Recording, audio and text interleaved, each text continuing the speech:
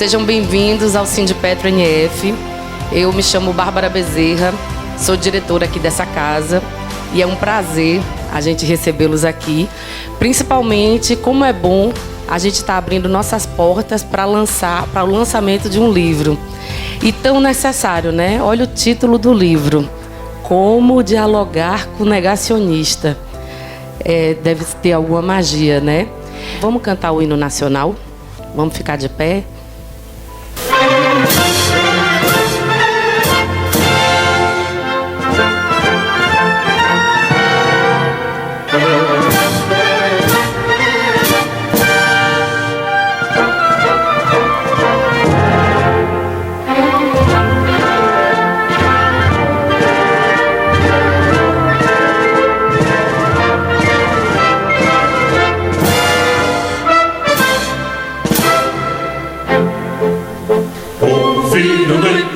As margens plácidas de um povo heróico, bravo, retumbante, e o sol da liberdade, raios fúlgidos, brilhou no céu da pátria nesse instante. Superior essa igualdade, conseguimos conquistar com o braço forte. Em teu seio, ó liberdade, desafia o nosso peito a própria morte. A pátria amada, idolatrada, salve, salve. Brasil, um sonho intenso, raio vívido, de amor e de esperança, terra desce. Sim, teu formoso céu risonho e límpido, a imagem do cruzeiro resplandece. Gigante pela própria natureza, as velas forte cobre do colosso, e o teu futuro espelha essa grandeza. Terra dourada, entre outras vilas do Brasil, a pátria amada, dos filhos deste sol mais gentil, pátria amada, Brasil.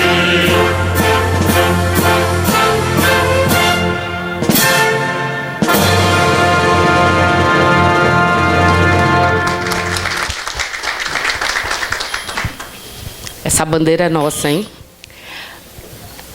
E, sem mais delongas, vou começar chamando nossa autora, Élica Takimoto.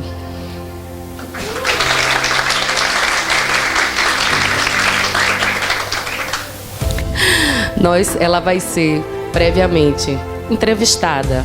Então, primeiro, o professor Paulo Henrique.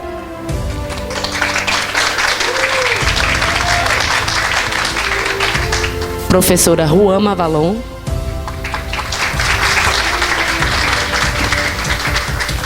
Professora Érica Sacedas.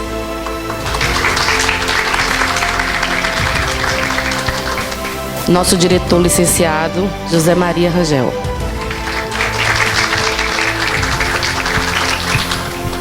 Então, vamos começar pelo professor Paulo Henrique.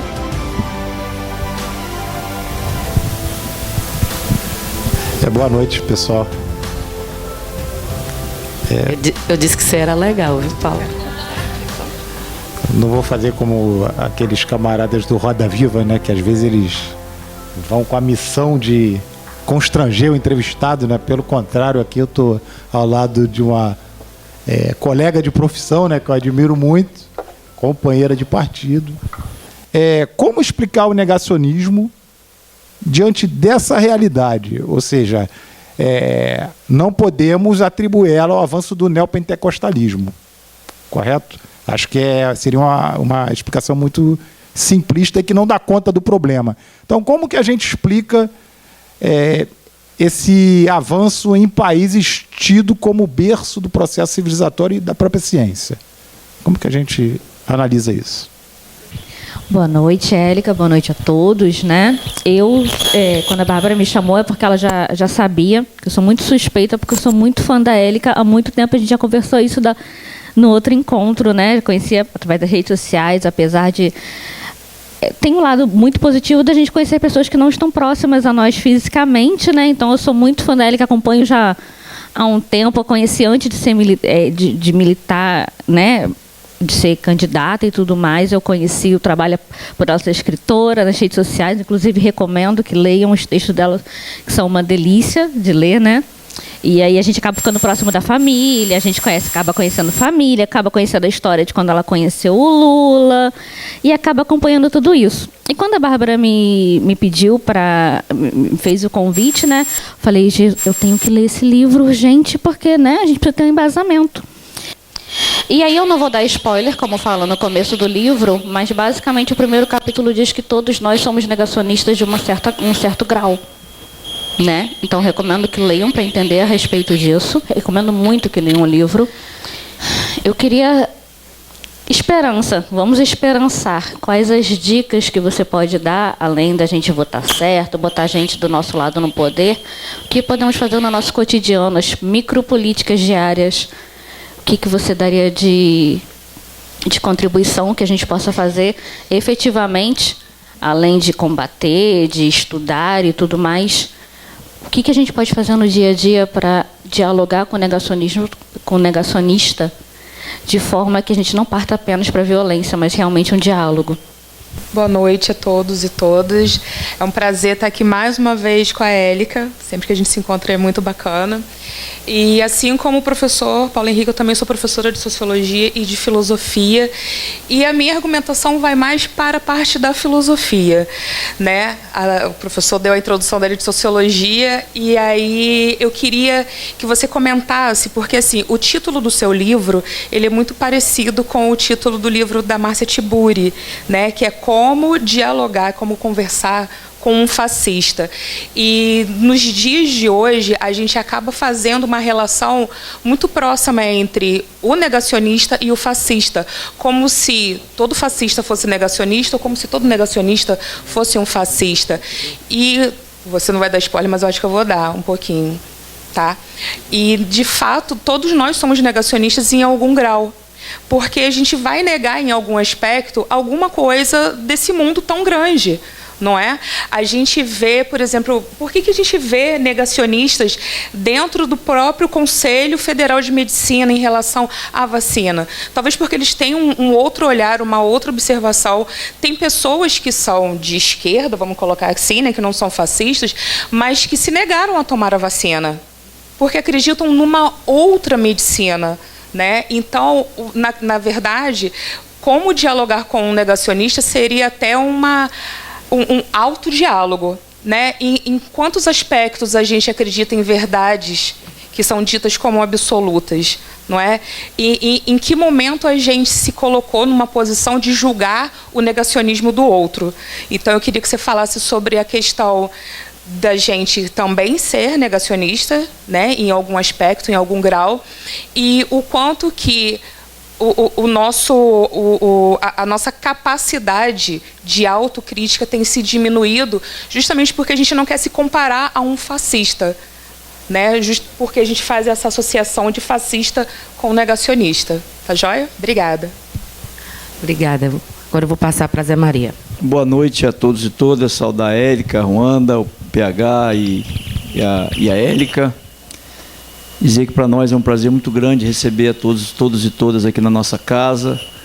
E, assim, ver o nosso sindicato ser o palco do lançamento de um livro, isso nos dá a certeza de que nós estamos no caminho certo, né? De que muita coisa que a gente fez no passado, né, hoje está se concretizando. Então, isso é muito bom, como hoje foi lá no Sindicerve, que tivemos um evento para tratar sobre a saúde do trabalhador, né? Isso também é muito bacana. As minhas perguntas vão ser muito objetivas, Élica. Primeiro, o que levou você a escrever esse livro? Foi alguma experiência desagradável pessoal, né? E se você já teve algum... Porque o diálogo ele só ocorre quando duas pessoas querem, né? Se você já teve algum episódio de você tentar dialogar e não ser ouvida, e qual foi a sua reação? Muito obrigada. Zé Maria, companheiro Paulo, obrigada pelas perguntas, né? Meu filho caçula, ele sabe que eu gosto de responder. E aí ele nunca fala para mim, eu vou te fazer uma pergunta. Ele fala, eu vou te oferecer uma pergunta. E foram 4 perguntas oferecidas, né, como presente mesmo, levantando a bola para a gente fazer essa conversa, que é uma conversa muito delicada. É muito delicada, dada a complexidade. E é tanto a falar que até escrevi um livro, né, sobre isso. Eu vou tentar fazer uma ligação das perguntas, fazer uma conexão com elas.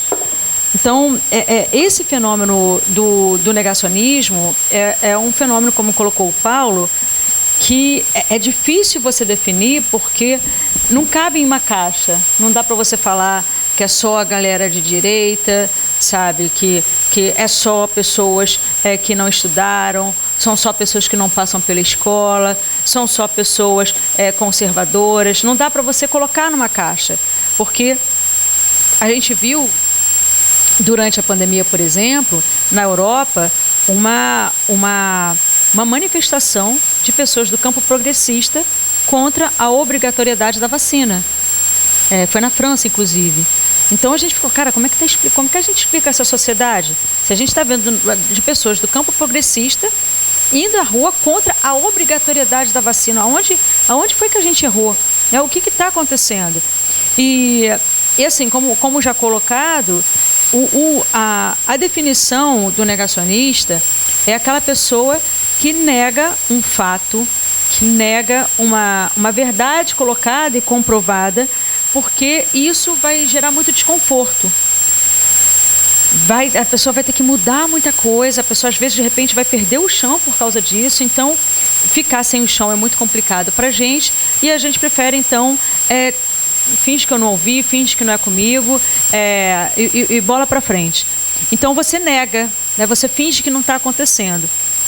E aí a gente tem vários momentos diferentes na nossa vida que a gente negou algo porque isso de repente ia nos doer demais. Às vezes até uma notícia triste, né? Até alguém falando de algum amigo, de algum namorado ou namorada. Então tem verdades que doem tanto que a gente nega que ela existe. Então, nesse sentido, em outros tantos, todos nós somos negacionistas. Agora, em termos de negar o que a ciência está produzindo, o que os cientistas estão falando, a pauta onde você tem o maior número de negacionistas é a pauta climática que a gente vê hoje. A gente está vendo, desde a Eco 92 até agora, várias reuniões internacionais, feita com vários países, às vezes 150 países, com documentos assinados por vários cientistas do mundo. De 92 para cá, muita coisa se modernizou. A gente consegue colocar computadores de última geração para simular o que está acontecendo, qual o papel do ser humano no aquecimento global, que já fica muito identificado, o nosso papel, como é que a gente pode reverter isso, tudo isso está colocado. Não é de hoje, não é de ontem, há muito tempo está sendo colocado. E em 2021 teve um encontro internacional que foi muito noticiado, com novamente o painel intergovernamental de mudanças climáticas na ONU, e está ali tudo que a gente precisa fazer. Não só grandes indústrias, não só países, né, os ditos desenvolvidos em relação aos países que estão em desenvolvimento, ditos em desenvolvimento, mas também cada pessoa. Que para você reverter tudo isso que está acontecendo e o papel do ser humano nessa história, a gente precisa modificar nossos hábitos, que vai desde o consumo de plástico até o que a gente come. A nossa comida, o que a gente está comendo, não é nem um pouco sustentável, é o que está contribuindo em torno de 30% para o aquecimento global. Então, a gente colocar essa pauta literalmente na mesa é uma pauta que incomoda muito, que vai mexer com o que você come todo dia, né? Se a gente está falando que a agropecuária é uma das indústrias, é uma das culturas que mais contribui para o aquecimento global, eu falo que você tem que deixar de comer carne, e isso é muito pesado. A gente tende a não aceitar, não, eu quero fazer meu churrasco, eu não vou viver sem meu churrasco, e a nossa tendência é essa, deixa para o meu filho resolver isso, para os meus netos, como se o futuro fosse amanhã. O futuro é hoje, a gente já está vivendo o futuro está catastrófico. A nossa casa está pegando fogo, está sendo incendiada. E não existe casa que pega fogo e a pessoa fala assim, não, deixa que amanhã eu vejo o que eu vou fazer. Não, quando a casa está pegando fogo, a gente age como se estivesse numa emergência. E a gente não está agindo como se estivesse numa emergência. Como se a gente tivesse muita coisa pela frente. E está sendo sinalizado, cada catástrofe que tem, está falando que essas catástrofes tendem a aumentar em torno na frequência por conta do aquecimento global. E a gente está a ponto de chegar no ponto de inflexão. Então, essa é uma pauta que é bom trazer para a mesa, porque todos nós somos negacionistas quando o assunto nos interessa ou nos desinteressa muito. Então, reconhecer que os mecanismos que acontecem na cabeça de quem a gente está xingando de burro acontecem na nossa cabeça diariamente, eu acho que isso já traz humildade para um debate tão necessário como esse. Muito importante. E a questão colocada, Paulo, sobre assim, o negacionismo da ciência, isso não vem com a pandemia, isso vem já há muito tempo. Você está vendo uma descredibilidade, uma descrença na ciência já há muito tempo. E não tem a ver com, porque isso aqui é Brasil, porque ninguém aqui estuda, não. A gente pega países como o Japão, onde o índice de escolaridade é altíssimo, ou até, mais uma vez, para citar a França e outros países da Europa, onde você vê a falta de crença, a palavra crença não caberia bem aqui, mas a falta de confiança na ciência. E a pergunta é, o que está acontecendo afinal? Aí, outra questão, será que a gente consegue se desenvolver sem a ciência? Porque chegou um momento na nossa vida, e aí eu preciso falar do positivismo, que é uma linha dentro da filosofia, que o Brasil bebeu muito dessa filosofia positivista, inclusive a nossa bandeira Ordem e Progresso vem dessa onda, que foi falado que a gente só progrediria como sociedade se investisse na ciência. Que a ciência seria o melhor dos conhecimentos, a gente precisaria investir na ciência para progredir. Só que a ciência que é colocada por um positivista é uma ciência aplicada, uma ciência tecnocrata, uma ciência aplicada. Então, ou seja, você precisa formar muitos engenheiros para que a sociedade progrida. Nada contra formar engenheiros, mas a pergunta é, será que somente os engenheiros vão conseguir dar conta, né, da gente evoluir como seres humanos? E será que uma sociedade, de repente, que não tem engenheiros, é uma sociedade menos evoluída? Né? A gente é superior porque tem engenheiros aqui, porque construímos pontes e prédios? Sociedades que não têm isso? Então, essa é uma questão também muito delicada para a gente colocar, que passa pela educação, esse debate na escola, para a gente debater o que é ciência e por que esse conhecimento tem que estar no lugar acima do que outros conhecimentos. Aonde que está escrito isso? Porque a gente, há muito tempo, a gente está vendo a ciência sendo aplicada, a ciência, principalmente as ciências, né, ditas ciências aplicadas serem utilizadas na nossa sociedade. E eu pergunto, olha aí pela janela, o mundo que a gente está vivendo está parecendo um mundo bom de se viver? Né? E a gente está vendo, em certa medida, o desenvolvimento da ciência. E aí, será que só a ciência vai resolver, vai dar conta da complexidade da nossa realidade? Vou colocar outra coisa aqui na mesa. Há muito tempo, lideranças indígenas vêm falando sobre o negacionismo do homem branco. Há muito tempo. Se vocês pegarem para ler, minha sugestão é que leiam indígenas, escritores, filósofos como o Krenak, por exemplo, ele vem falando há muito tempo, antes da pandemia, sobre o quanto a gente nega uma verdade que está escancarada. Ou seja, que para muitas filosofias, culturas indígenas, não existe ser humano e meio ambiente, é tudo uma coisa só. Então, se você faz o mal para a Terra, isso vai ser devolvido de alguma maneira para você. Então, eles têm falado isso há muito tempo. A pandemia foi um exemplo disso. A gente pode dar exemplo de várias outras doenças que acontecem por conta do que a gente está fazendo com o meio ambiente. Coloca aí agrotóxico, coloca mais uma série de coisas nessa conta. Então, eles vêm falando sobre isso. Aí eu pergunto, será que o conhecimento indígena não pode ser conhecimento científico? E se não for, por quê? Porque, assim, eu vi alguns documentários que eu me encalacrei por essa cultura indígena e assim, muita gente acha que, por exemplo, pessoas, né, originárias para comer, de repente planta mandioca e come, fica matando coelho, bicho e come, e vive só disso. E não é. Existe um conhecimento que começou com um antropólogo falando, documentário, tem até um documentário bem bacana chamado Terra Preta, já em YouTube e outras plataformas, o antropólogo começou a estudar, começou a verificar algumas coisas, aí teve que chamar outras pessoas de outras áreas para compreender como é que os indígenas estavam fazendo para lidar de uma forma super sustentável e tendo uma alimentação super rica e variável. E não se era uma coisa só, eles utilizavam vários espaços da onde eles estavam da floresta para fazer essa cultura sustentável, eles estarem bem nutridos. E aí, será que por que esse conhecimento é menos importante, né, do que um conhecimento que surge dentro de uma universidade? Então, eu me questiono isso. É claro que a ciência é um conhecimento diferenciado, sim, tem métodos, sim, é um conhecimento que inspira, ou deveria inspirar muita confiança, porque é um conhecimento que flerta, pelo menos flerta com a verdade, né? Quando você está estudando a natureza, você quer entender a natureza, e então a palavra verdade sempre aparece, né? Mas não dá conta de tudo.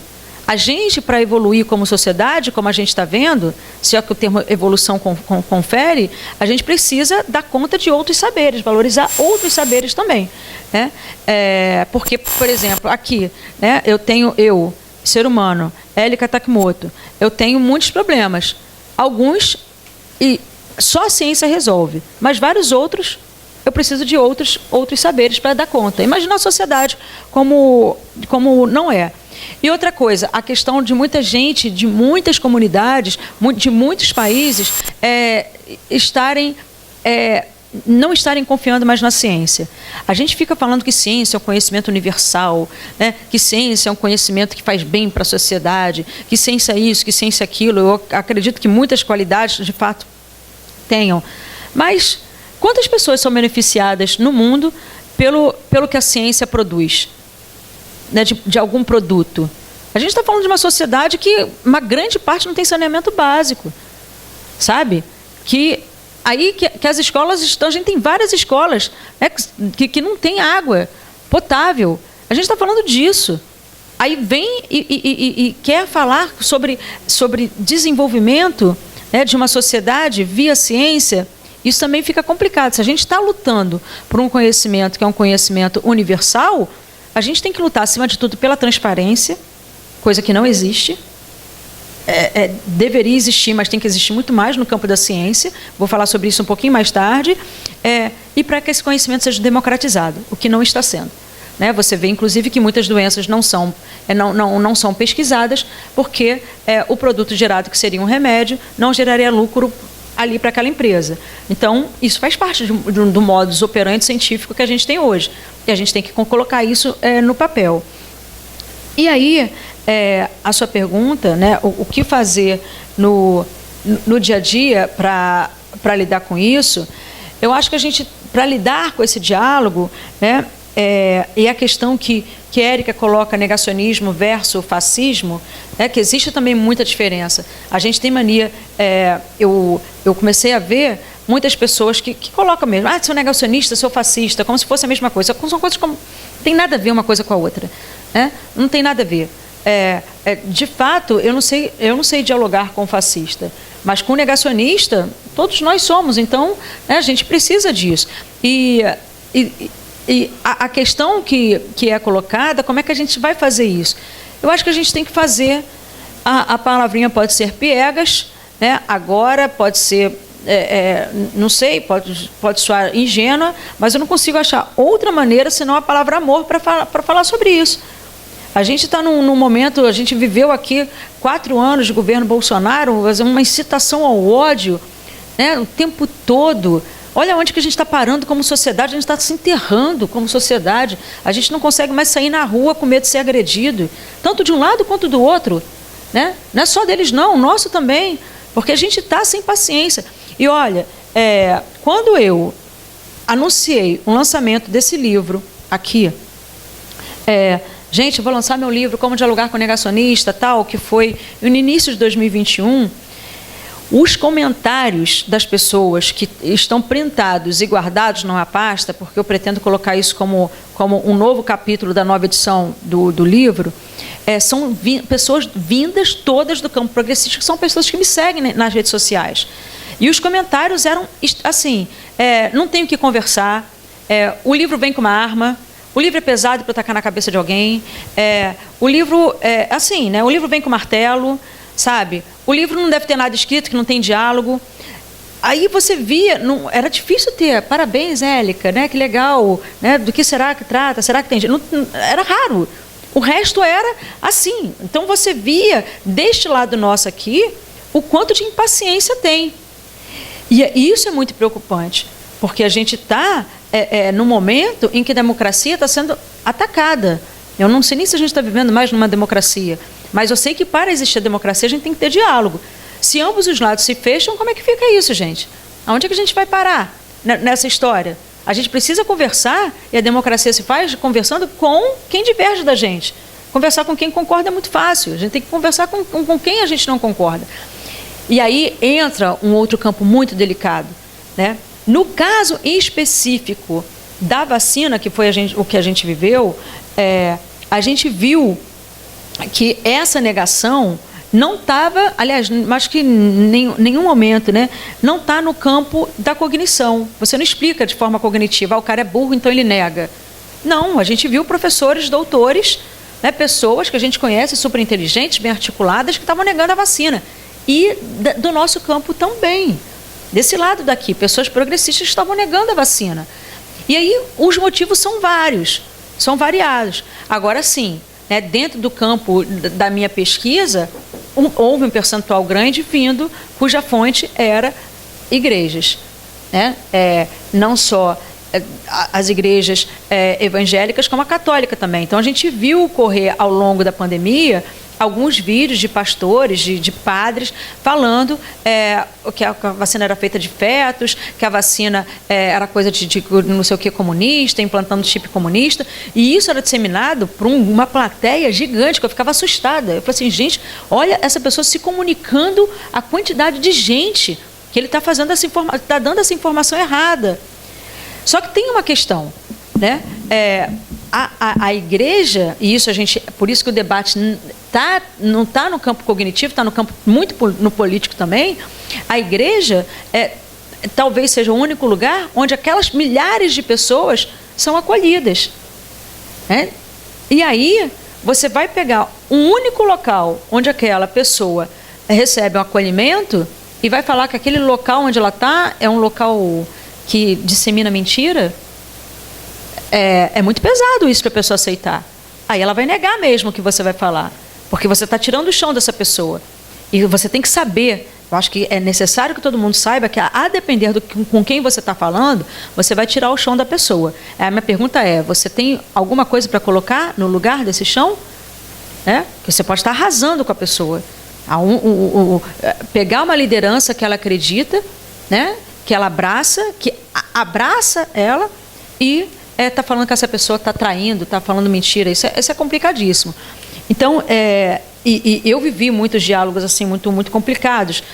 E aí a gente precisa entender que esse vasto mundo capitalista que a gente vive, modificou a forma como as verdades são evocadas, tanto no campo da imprensa, né, do jornalismo, quanto no campo da ciência também. Então, quando algo é publicado, eu, como professora de física, sou cética, sou crítica, né? Eu tendo a não acreditar. Aí eu vou ver, né, quem está publicando, como é que está publicando, se tem currículo Lattes, né, se eu posso confiar, se tem empresa financiando, porque eu sei que tem muitas empresas que financiam alguma pesquisa e que o resultado da pesquisa não interessa a essa empresa, e aí o que acontece? O resultado não é publicado, né? Ou então o resultado é mascarado. Isso é uma coisa que acontece no nosso vasto mundo capitalista e atual. E finalizando, então, para passar para vocês também, que eu queria falar, o que me levou a escrever esse livro? Me levou que eu fiz uma entrevista. Há muito tempo, eu sou professora de física, o meu mestrado é em História da Ciência, doutorado em Filosofia da Ciência. Então, há muito tempo eu ando pesquisando debatendo, escrevendo, lendo sobre o conceito de ciência. Quando veio a pandemia, daqui a pouco eu vejo que o mundo ficou dividido entre negacionistas e os defensores da ciência. A minha entrevista, o livro começa com eu entrevistando uma linha de transmissão que eu tenho na minha rede do WhatsApp, uma linha de transmissão feita por professores doutores, e a pergunta que eu fiz: por que você está defendendo a ciência? Por que você acha que a ciência precisa de defesa nesse momento?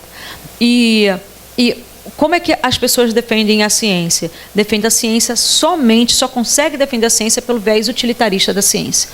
A ciência é boa porque, de alguma forma, ela é útil. E essa palavra útil é perigosíssima, né, no nosso mundo. Então, poesia não é útil? Então, arte não é útil? Então, as ciências sociais não são úteis? E isso é importante a gente colocar na mesa, porque vocês viram muito bem que a gente teve um corte de pesquisa gigante, histórico, né, nas nossas universidades e instituições de pesquisa. Agora, quais foram as primeiras pesquisas que dançaram? No campo da filosofia, no campo da sociologia, no campo da história. Agora, por quê? Porque não é útil. Assim, falaram eles, justificaram eles, porque não é útil. Então, essa visão, aí volto e finalizo, né, esse olhar positivista de você achar que a sociedade só progride se tiver um conhecimento tecnocrata sendo aplicado, e a escola só serve para formar, vou colocar a palavra de novo aqui, mas eu não queria que tomasse também no sentido todo pejorativo, para formar engenheiros e médicos, ou seja, para que poetas, né, para que artistas nesse mundo, a coisa fica complicadíssima, sabe? Que a gente acaba, quando a gente defende a ciência só pelo viés utilitarista, a gente dá munição e de graça para o nosso adversário político. Né? Para que filosofia, para que arte, para que esporte? Né? Ensina lá ele a apertar o parafuso e tá bom, e vai embora. E dito isso, me encerra, porque troca, né, é falar e também ouvir, e agora eu quero ouvir vocês. Obrigada, Bárbara, obrigada por vocês me receberem.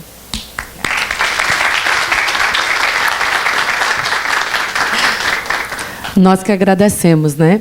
E então vamos para perguntas? A gente fala de conhecimento, a gente fala de crença, né? Mas você falou uma coisa aí no final, que é essa questão do profissionalismo, que foi uma política que foi colocada há um tempo atrás, que foram os cursos profissionalizantes, né?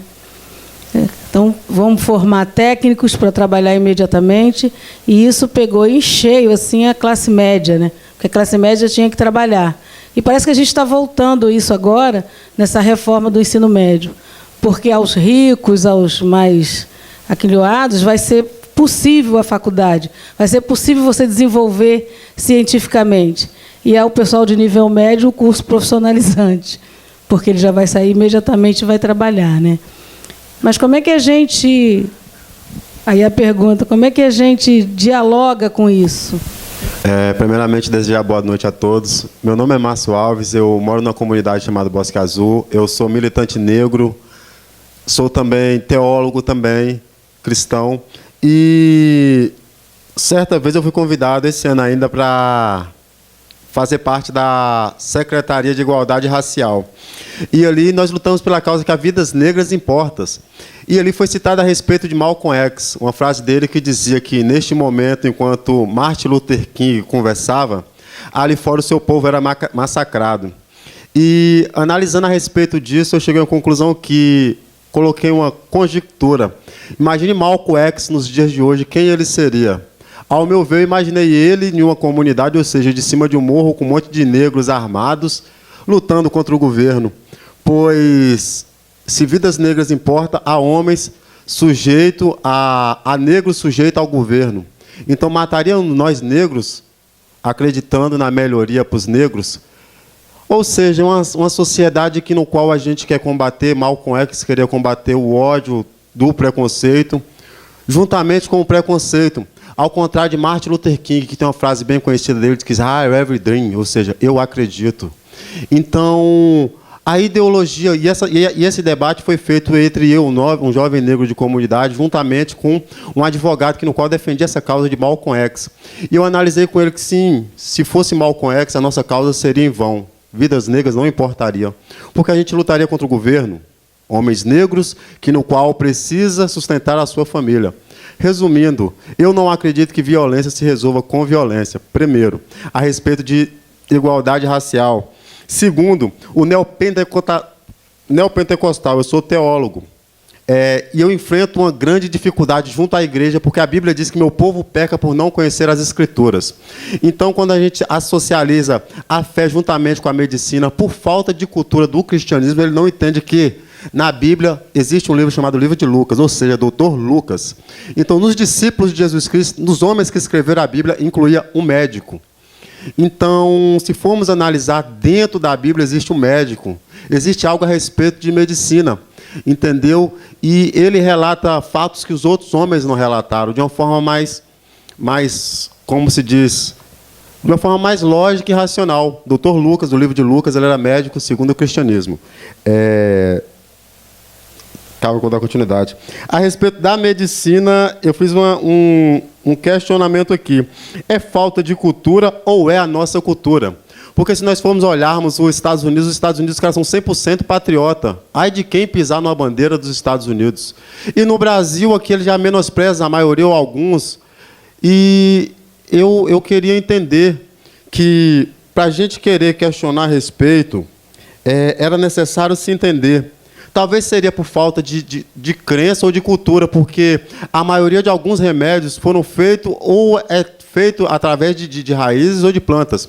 Então, se a cura do Covid viesse de uma planta entregada por um indígena, igual a minha avó, a minha avó falou que se eu fizer um chá com esse mato aqui, vai curar o Covid. Então, primeiro, eu queria saber se isso é falta de cultura, entendeu? Falta de cultura ou falta de um raciocínio lógico, porque negacionismo, eu escrevi aqui, é acreditar na realidade. Então, eu creio que se hoje a gente vive um cenário no qual a gente... Exemplo, amor, foi o que a gente colocou, relacionamento.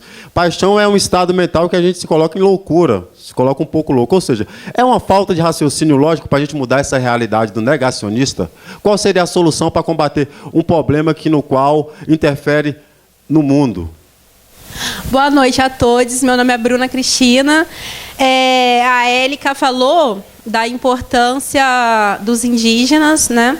E quando ela estava falando da igreja, eu fiquei aqui, é verdade, porque a igreja também é muito importante na periferia, né? Muitas vezes o Estado não chega onde a igreja chega. E eu percebo que, relacionado ao debate que está sendo construído dentro das igrejas, a esquerda não está debatendo.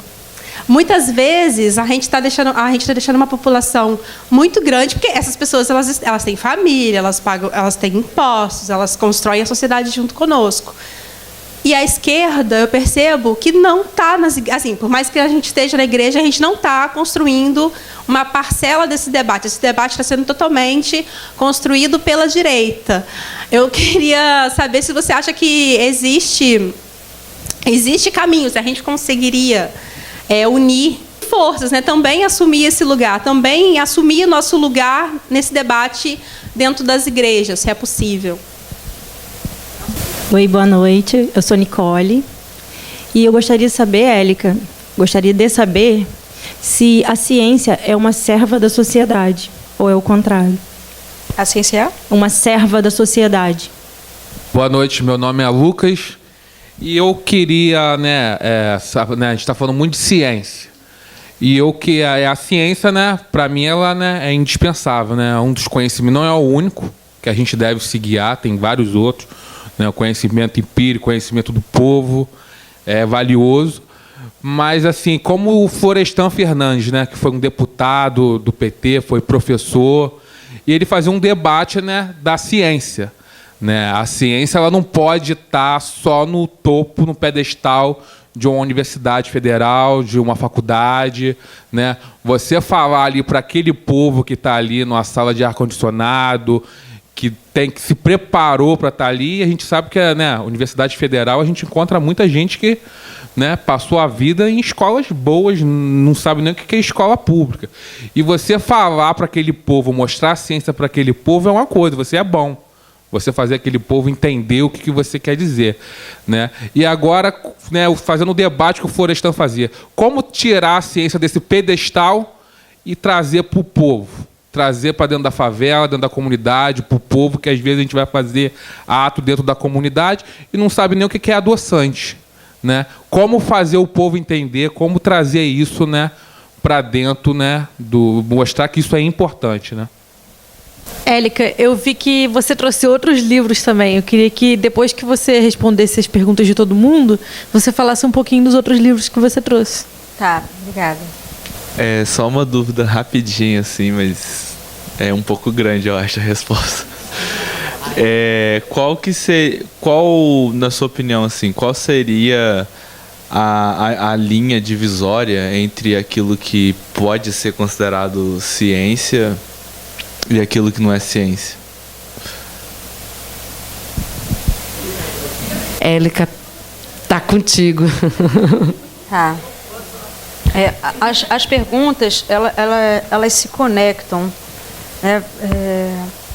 A primeira, a questão do curso profissionalizante. Eu sou professora de uma escola técnica federal, sou professora do Cefet, Rio de Janeiro, Campus Maracanã. E, além de ser professora, eu sou palestrante há muito tempo, desde 2014 eu dou palestras, e dei palestras, eu acho que em mais de 50 institutos federais. E fora universidades também, falando sobre novas metodologias no ensino, a importância da história e filosofia da ciência, falando de outros livros também. Esse é o meu 9º livro publicado, e eu pude acompanhar a revolução da educação feita pelos institutos federais e Cefet, porque Instituto Federal você forma técnico, né? Está colocando técnico, além de alguns ter graduação, cursos de graduação, ter mestrado e doutorado, como é o Cefet. Mas você também tem curso técnico nível médio. Então, eu como professora de uma escola técnica federal, seria muito incoerente da minha parte se eu fosse contra o ensino profissionalizante, porque eu faço parte dele. Agora, nada contra você colocar profissionais e nem engenheiros no mercado. Nada contra. A minha questão antes de você colocar um profissional para atuar no mercado, você tem que colocar um ser humano para atuar na sociedade. E para isso que servem as escolas. E o modelo dos institutos federais e Cefet mostrou, e Pedro II, né, mostrou ter muito sucesso nesse sentido, porque a gente tem profissionais muito qualificados, profissionais com mestrado e doutorado que estão ali dando aula para alunos do ensino médio. A gente tem laboratórios Tinha. Porque a gente teve um sucateamento. Quando o Bolsonaro entrou, falou que ia destruir tudo que o PT construiu, e começou pelos institutos federais e pelas universidades. Então, laboratórios de ponta, você tem todo incentivo para pesquisa, bolsas, tudo isso tinha. De iniciação científica, assistência estudantil, aulas de arte, aula de teatro, debate sempre, a gente chamava palestrantes. Eu mesma fui em vários institutos federais, assim como vários outros foram ao Cefet também. Imagina um ser humano, você pegar um garoto de 14, 15, 16 anos, com todo esse input na cabeça. Né? É poesia, é arte e é conhecimento técnico também. Aí você não está só ensinando o cara uma profissão, você está colocando um ser humano sensível às causas. Não faz sentido nenhum, por exemplo, eu dou aula para o curso de eletrônica, eletrotécnica, administração, mecânica no Cefet, né? O cara entrar numa empresa ou desenvolver ou fazer, por exemplo, a instalação elétrica de um shopping, que o shopping está, por exemplo, em cima de foi colocado em cima de uma floresta, por exemplo, de uma área verde. Aí eu pergunto para o meu aluno, você vai querer fazer parte disso? Né? Qual vai ser o teu papel nisso tudo como profissional? Então, você formar um cidadão, uma cidadã para atuar no mundo. Então, eu sou a favor do ensino profissionalizante, mas não é um ensino absolutamente, totalmente, unicamente o ensino técnico. É formar o ser humano. Por isso que eu acredito piamente no modelo que deu certo, que foi no modelo dos institutos federais, né? Que o meu sonho é que isso fosse levado para a rede estadual e para a rede municipal também, de alguma forma. Obviamente não ensino técnico, mas a forma como é que a gente faz as coisas lá, com a liberdade, com a estrutura que a gente já teve. A questão da medicina, ser falta de cultura, você negar a medicina é né, a medicina ela é muito ampla. Eu li um livro tem pouquíssimo tempo falado que medicina não é saúde. um livro escrito por um médico progressista, né? E onde ele é um livro até antigo, era na época que a Ponte de Safena era moda, né, que já tem um tempo que a gente vai mudando a moda, né, das coisas, que a Ponte de Safena era moda, e ele falando o quanto que as nossos cursos de medicina ao longo do Brasil está conectado com as indústrias farmacêuticas. Então, essa questão também da gente associar a medicina que se faz nesse vasto mundo capitalista à saúde, também é uma coisa que a gente pode colocar no tabuleiro na mesa para a gente debater. Quando medicina só à base de remédio, eu vou falar isso, vou contar uma experiência pessoal, eu odeio contar a experiência pessoal, mas acho que nesse caso é válida. Por uma questão, eu sofria muito tempo de enxaqueca e eu fui me tratar com um amigo meu que hoje é doutor da UFRJ. Ou seja, ele se formou ali e ele também dá aula de medicina na UFRJ. E aí ele me entrevistou e depois ele me passou tipo um calmante, né? Um antidepressivo que ele falou que ia me fazer dormir melhor, ia curar a minha enxaqueca e tudo mais. Aí eu comecei a tomar aquele remédio toda noite. Toda noite eu tomava. E aí, de fato, eu estava dormindo tendo sono dos deuses, sabe? Das deusas. E aí eu fui nele. Eu falei assim, não quero falar o nome dele, mas eu falei assim, fulano, olha só, eu quero parar de tomar o remédio. Aí ele falou assim, mas Eliquinha, você está evacuando bem? Eu falei assim, muito bem. Está dormindo bem? Muito bem. Tem tido dor de cabeça? Eu falei assim, não. Ele, então por que você vai parar de tomar o remédio? Eu falei assim, mas a questão é que eu estou tomando remédio todo dia para dormir. Eu vou tomar isso a vida inteira. Não é possível que isso não reflita de alguma maneira em algum órgão meu ali para frente. Isso eu estava com 30 anos. Aí eu falei assim, então eu estou preocupada com isso. Eu acho que saúde para mim, eu consegui dormir sem tomar remédio. Aí ele falou assim, olha, sabe qual é o teu problema? O teu problema é que você é muito ansiosa. Não só eu não vou tirar, como eu vou dobrar a dose para você. Que você é muito rebelde, isso que faz você ficar assim muito agitada, te dá dor de cabeça. Dobrou a dose. E eu, burra, comecei a tomar a dose dobrada e me sentindo muito mal com isso. Aí voltei nele. Eu falei assim, querido, olha só, não dá. 2 pílulas a cada noite não dá. Eu quero parar. Aí eu falei assim, tomar remédio não é para mim, é ser uma pessoa saudável. Eu falei assim, olha, gente, a gente está tendo, só no quarteirão onde eu moro, tem 5 farmácias. Eu falei assim, a gente nunca tomou tanto remédio, meu amigo. Nunca tomou. Eu nunca vi tanta gente com pressão alta, com problema de coração, com depressão, com ansiedade, dormindo mal, acordando mal. Eu falei assim, não é possível. Aí ele, professor, doutor da UFRJ, me dá essa resposta. Eliquinha, o brasileiro, ele está doente ou não está muito saudável, não é porque está tomando muito remédio. Você está interpretando errado a realidade. O brasileiro hoje está muito doente, pouco saudável, é porque ainda não está tomando a quantidade de remédio suficiente. E aí é de se preocupar, não é?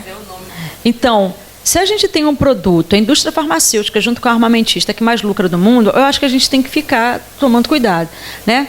Quando a gente está falando de saúde, hoje a gente conversou muito isso, né? Ali, a gente está falando de agricultura familiar, né? De alimentação orgânica, de uma alimentação variada, de saneamento básico, de saúde mental, a gente está falando de emprego, a gente está falando de árvore, a gente está falando de clima, a gente está falando de muita coisa, né?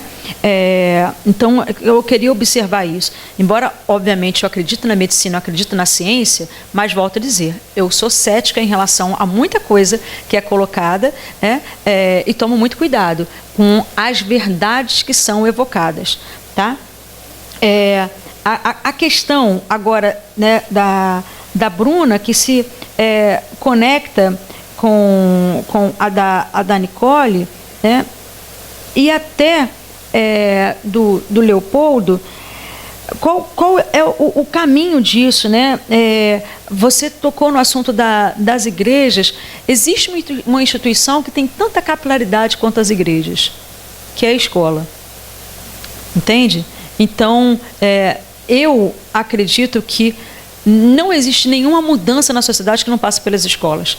Sabe? A gente precisa, e por isso que elas são tão atacadas, né? Não só o projeto do Edir Macedo, que isso está no livro dele, Plano de Poder, ele fazer o que fez com o nosso país, né, de você colocar uma bancada evangélica, um presidente evangélico, governadores e prefeitos e vereadores, isso está no projeto dele, que ele desenvolveu muito bem.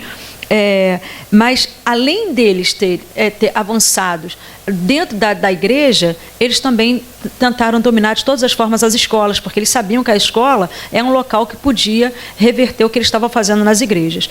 Por isso, o projeto Escola Sem Partido, por isso ataca professores e professoras, ataca a educação como toda, até as universidades, porque ali a gente consegue, no caso das escolas, tem muita capilaridade e a gente tem poder também. A gente também tem o poder de modificação, de fazer essa revolução. Então, eu acredito que exista, que a gente consiga reverter isso pela educação. A questão de qual seria, se a ciência, o que é ciência, afinal, ela é serva. A ciência não é algo que existe sem o ser humano. A ciência é um produto cultural. A ciência faz parte da cultura, então ela é um produto nosso, sabe? Assim eu consigo visualizar. Então não existe a ciência serve o ser humano serve a ciência, é uma coisa só. É um produto, assim como a gente produz música, produz rock, produz funk, a gente produz ciência também. E cada local você vê que tem uma questão específica de como você faz, né? Cada grupo de pesquisa tem uma metodologia diferente para você colocar transparência nos resultados. E aí, finalizando com a tua pergunta, Leopoldo, a diferença entre ciência e da pseudociência. Ciência tem método, tem metodologia, tem transparência, tem avaliação por pares, sabe? Tem como você, em cada processo, você verificar o que está acontecendo. A pseudociência já não tem isso. E se a ciência, vários momentos, não tem essa transparência, a gente precisa lutar para que ela aconteça. Então, uma das minhas lutas, como uma pessoa política que me transformei, é você colocar transparência em todos os processos numa produção científica, né? Quando você está querendo evocar uma verdade, falar que um remédio cura ou falar que algo faz mal, eu quero transparência em todos esses processos. E tem vários momentos que essa transparência ela não existe. Não tem outro jeito. Como é que a gente tira a ciência das universidades e coloca para o grande público ouvir? Isso é um papel da escola, que vai trabalhar conjuntamente com a universidade, para a gente levar conhecimento, promover debates, promover feiras, promover uma série de coisas envolvendo várias comunidades locais ali. Tá? Eu trouxe mais 2 livros para essa noite, né? Eu trouxe o meu livro Isaac no Mundo das Partículas, que é um livro de física de partículas para crianças de 5 a 105 anos. Foi um livro que eu escrevi depois que eu fiz um curso de física de partículas no CERN, fiquei 10 dias, né, lá na fronteira entre Suíça e França, no maior laboratório de física do mundo, fazendo um curso, e na volta foi tanta conversa que eu tive com meu filho que eu resolvi deixar registrado em forma de livro. Então, um livro de mecânica quântica. Então, se você não entende mecânica quântica, é um livro para você também. Escrito de uma linguagem... Eu não subestimei a criança que lê. É claro que tem criança de 7 anos que vai entender alguma coisa, tem criança de 9 que vai entender alguma coisa, tem criança de 4, de 5 que entende alguma coisa também. Então, o que a criança conseguir pegar, tá bom, e cada leitura, de repente, ela pega mais um pouco também. Tá? E esse livro aqui, que eu me orgulho muito de ter escrito esse livro é uma compilação de crônicas que eu trouxe. O meu nome começou dentre outras coisas, se tornar conhecido na internet pelos textos de cunho político que eu escrevia, que eram muito compartilhados desde 2013, quando teve aquelas mega manifestações. E aí eu fui escrevendo, aí que culminou com a ligação do nosso querido ex e futuro presidente Luiz Inácio Lula da Silva, que eu conto essa história aqui, como isso modificou a minha vida. Eu, como candidata pela primeira vez em 2018, que foi uma experiência riquíssima para mim. Eu sou a primeira suplente na LERJ, estou agora pré-candidata a deputada estadual novamente, para travar essa luta pela educação, pela ciência, pela cultura, pelas pessoas com deficiência, né? E tive a honra de ter o prefácio escrito por pelo Luiz Inácio Lula da Silva, para o nosso querido Lula, né, que me apoiou desde o primeiro dia que eu entrei para o PT até hoje. Eu conto com uma honra, né, um privilégio, um carinho, poder, uma alegria contar com o apoio do Lula, e ele escreveu o prefácio desse livro. Então está aqui, Nós Somos a Tempestade, para quem se interessar também. Olha, que noite magnífica. Eu estou assim, muito, muito honrada estar nesse auditório aqui, né? Estar nesse teatro com vocês. Obrigada mais uma vez, Bárbara querida, né, pela receptividade. Obrigada a vocês por terem vindo. Muito, muito, muito obrigada de coração por vocês estarem aqui.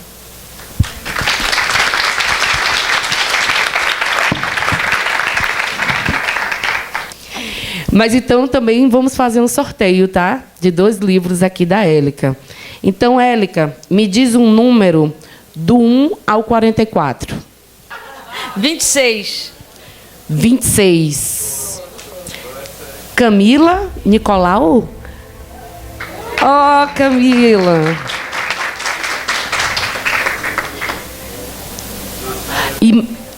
E mais um número, por favor. 42. Tem até o 44. 42. Marluce Bernardo. Opa! Dona Marluce! Oh, que linda!